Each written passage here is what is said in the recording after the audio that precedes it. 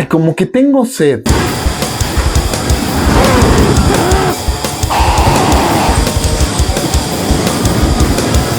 Este camión acaba de ser víctima de la bajada del diablo. Y a pesar de no ser el primero, probablemente no sea el último que pase por esto. ¿Pero por qué todos son víctimas de la bajada del diablo? Podemos entenderlo a través de la fuerza de fricción, que aparece cuando dos materiales entran en contacto, y esta fuerza es precisamente la que impide que se mueva. Esta está compuesta por la fuerza normal, que podemos entender como una fuerza de reacción. Si yo suelto este libro, se va a caer, y se va a caer por la fuerza gravitacional, que es la fuerza que ejerce la Tierra con su masa sobre este objeto. Lo que está generando mi mano es una fuerza de reacción que está deteniendo el movimiento. Esa es la fuerza normal. Lo mismo pasa cuando te apoyas casualmente en la pared. ¿Y vienes muy seguido?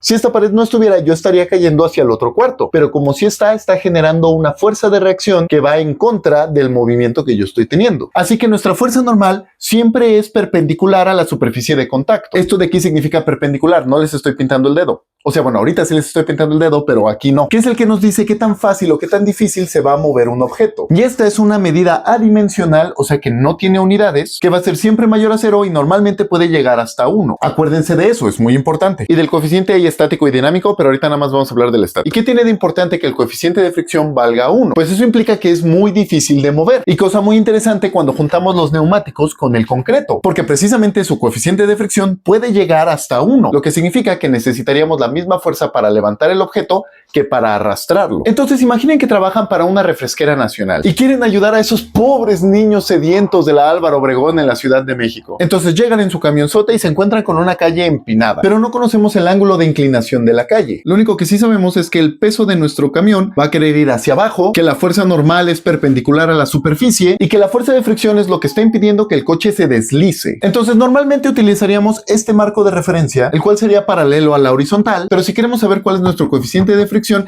esto de aquí nos va a hacer el trabajo muchísimo más difícil. Entonces lo único que tenemos que hacer es esto.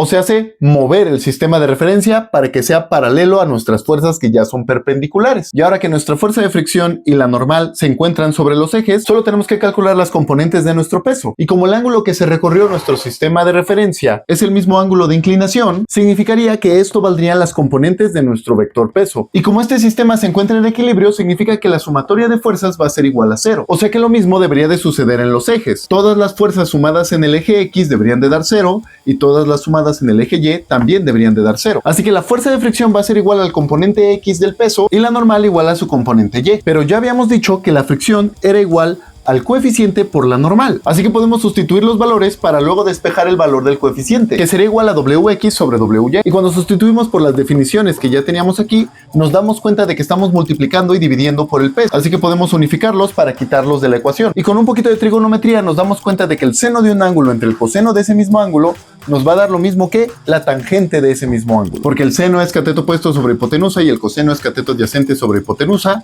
Entonces cuando hacemos la fracción de estas fracciones, nos queda que es cateto opuesto por hipotenusa e hipotenusa por cateto adyacente, y como estas dos son iguales, se unifican y las quitamos de la ecuación. Y pues la función trigonométrica, que es cateto opuesto sobre cateto adyacente, es la tangente. Así que el coeficiente de fricción va a ser igual a la tangente del ángulo de inclinación de la calle. Eso significa que cuando dos materiales entran en contacto, podemos calcular el coeficiente nada más inclinando y viendo cuándo se empieza a mover, porque para todos los ángulos que estén por encima de eso, la fuerza de fricción ya no va a poder detener el movimiento. Y el problema es que la bajada del diablo se encuentra a 45 grados de inclinación, y cuando calcules la tangente de 45 te vas a dar cuenta que es igual al coeficiente de fricción que había entre el concreto y los neumáticos. Así que no importa qué tanto estés frenando, porque la fuerza de fricción, que es lo que detiene tu coche, ya no está funcionando. Y no se les olvide checar mis historias para enterarse de mis cursos, talleres y demás locuras que se me ocurran.